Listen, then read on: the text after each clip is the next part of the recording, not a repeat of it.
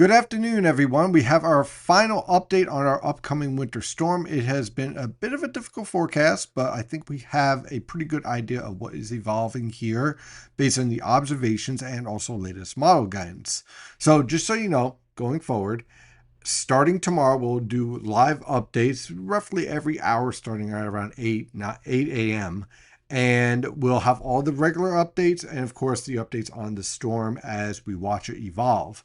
So what we have been watching throughout this afternoon is the evolution of our thermal gradient. Right now, over the northern mid-Atlantic, we're warm. We have a cold front that is approaching, nice southwesterly wind, temperatures are in the 40s and 30s. So you might be thinking to yourself, what winter storm? It doesn't look like it's going to be cold enough for it. But Arctic air is on the way. When you take a look at our surface map and radar, you can see plenty of rainfall over much of the Northeast, a little bit of snow over the interior and also around the Poconos, but colder air, well, this is the leading edge of our polar air mass. Our Arctic air mass is a little bit back further west, getting ready to drop through. And we have plenty of short waves here down towards the southeast with these waves of low pressure. When you take a look at the infrared satellite picture, you can see the developments here starting to take shape. In fact, we'll refresh this to get the latest data. And you can see, again, all your strong lifting now with the first system is pushing off the coast. Here comes our new dynamic system, which shows up very nicely here on the water vapor satellite picture.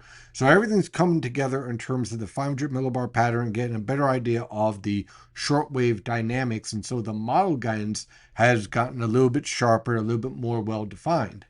The observations, what made me adjust the forecast just a bit, just a little tweak, is based off of the idea, look, this Arctic air is really starting to book. It's really starting to drive through the plains of Canada into the northern Great Lakes and rapidly diving southward a little bit faster than some of the warmer model guidance was suggesting this morning, just a bit. Again, we're not talking about a huge change here.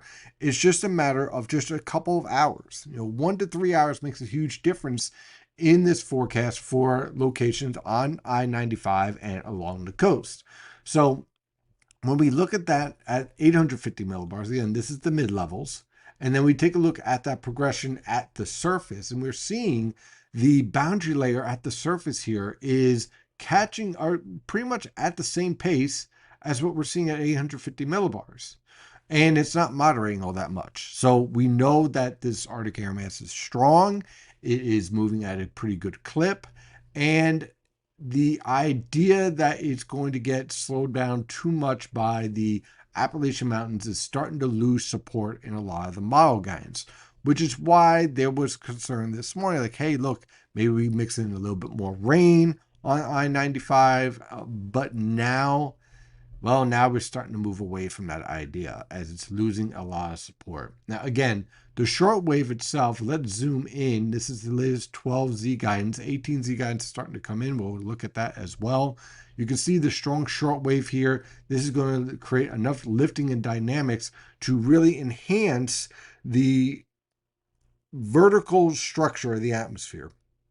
And this is where I'm concerned about thundersnow, because you still have that warm couplet, you still have that warm air just a little bit to the south and east of where we're expecting our heavier snowfall.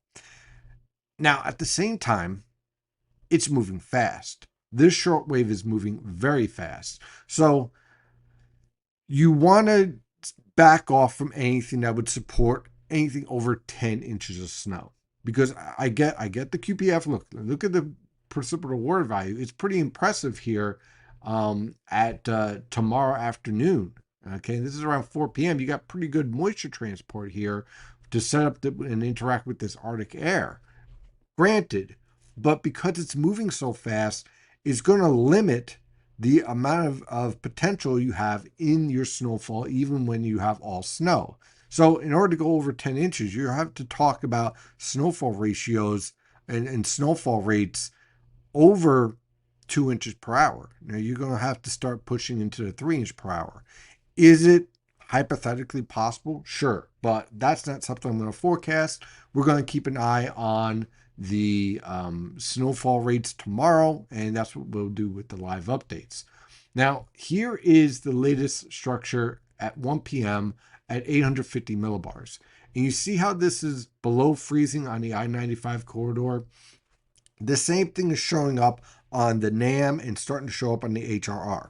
These are mesoscale models. So this tells me I-95, this might be more sleet than rain here that we're dealing with here based on what we're seeing in the latest guidance. Along the coast, you're right at freezing, and you see around Atlantic City are 1 degree Celsius.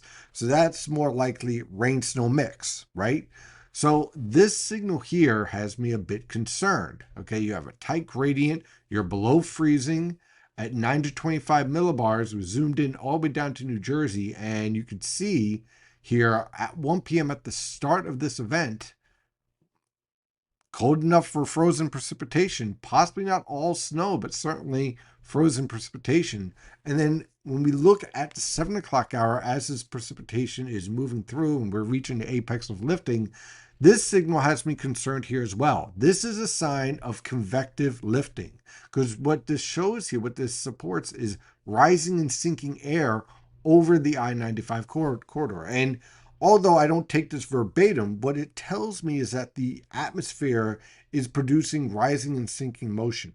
When you have sinking motion, you warm the atmosphere. So you get signals like this, right? Where it's a little bit warmer here. Meanwhile, it's colder here. Why?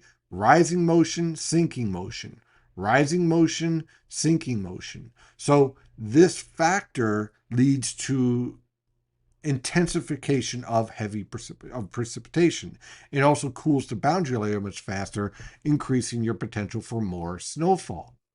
So these signals here really stand out. And then you jump to the surface forecast, the ground level, and we're backing off on the 40s now, aside from Eastern Long Island, at the start of this event, and we're in the mid 30s. So a cooling via strong lifting, it's not going to take much to get you from going from sleet to snow and back. So again, I-95, I'm very confident about the interior. Not much is changing there. All right. Again, I have my 10-inch cap because of the speed of this storm. But I do like the progression here that we're setting up here with these mid-level temperatures, right? And this is the surface here again.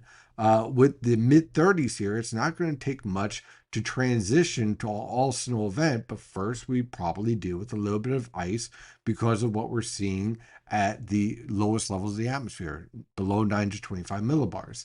Same thing is showing up here. This is the latest NAM model guidance. Same scenario showing up here at 1 p.m. Mesoscale model.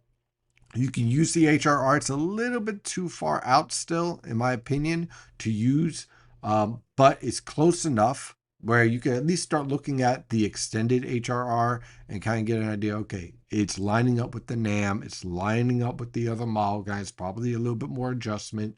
The only one that's really playing catch up is the Canadian guidance, which I didn't use in the first place because I thought it was trash to begin with. But that guidance is also starting to fall off. And so you're ending up with this scenario where, okay, you're warm along the coast, but not enough to really have a difficult time overcoming. And so on the NAM guidance, you can see as we move on through the evening, there's that Arctic air driving in. That is broken the cap all over the Appalachians. Once it does, it just cascades in and just drops. So with that, and again, you can see that on the NAM guidance here. Again, you can see the initial mix and then drops through. Same thing on the European guidance here. And you can see the signals here of some of these mesoscale bands showing up. So when I'm looking at this and I'm seeing the snow ratios rising, the adjustments I made were minor, but they're going to be important for some of these locations. So no change back here, 1 to 3 inches. No change over here, 3 to 6 inches. This would be zone 2, zone 1 on the public map, zone 2 on the public map. Again, keeping that 3 to 6 inches. The only reason why you guys aren't seeing that potential of 8, 10 inches is because the storm's a little bit further east and the storm's moving very quickly. And then this is our jackpot zone, 6 to 10 inches. Again, the cap at 10 inches is because of the speed of the storm. Could someone isolated pick up a foot of snow? Maybe up towards, like, let's say the highest elevations in Sussex County or somewhere around Scranton, maybe the highest elevation. Sure. But that's going to be an anomaly. It's going to be isolated.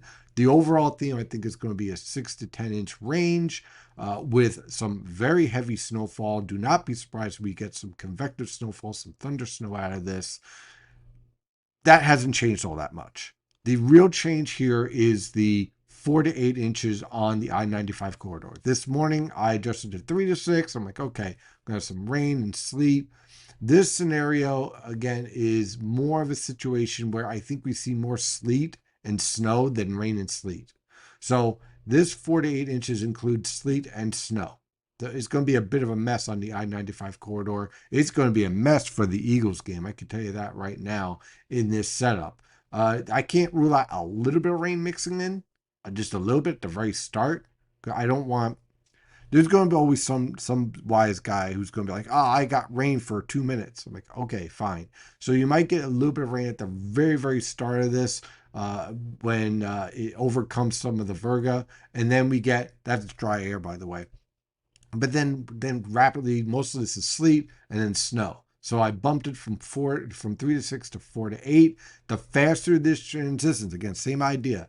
The faster it transitions over to snow, the more likely you'll be on the high end. The longer it takes to transition to snow, you got an icy mess at 4 inches. And then along the coast, again, same idea. More rain around along the coast, so obviously lower snowfall totals, then sleet and snow. So 1 inch on the low end, the longer if it takes a long time to transition. 4 inches if it transfers over quickly. And so I think this basically is going to be a heck of a gradient. I would not be surprised if Lakewood and Toms River are at 3-4 inches, and then right on the coast, right? Let's say Belmar and let's say Atlantic City is at 1 inch. I would not be surprised if you see that set up. And then same thing around central New Jersey. So it's going to be a bit of a mess tomorrow, and that is for sure. So that is the forecast update. That's why I made the adjustments I made. We'll continue to watch the storm evolve and then update starting tomorrow morning. In the meantime, stay safe out there.